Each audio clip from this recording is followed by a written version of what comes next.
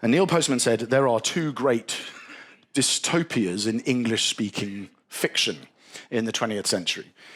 There is Aldous Huxley's Brave New World, and there is George Orwell's 1984. They're the two great dystopian visions, and they're almost completely opposite to each other, Postman says. In 1984, the world that George Orwell imagines is one in which the oppression is external. It's guns, it's fences, cameras, hatred. In Brave New World, in Huxley's vision, which was actually earlier, wrote the book 10 years before, Brave New World, the oppression doesn't come from outside, it comes from inside. In Brave New World, the oppression is unconstrained desires, it's vacuous emptiness, it's platitudes, it's television, it's just people sitting there on drugs, it's the centrifugal bumble puppy, it's just of emptiness and vacuous drivel that can constrain an entire society to doing nothing useful.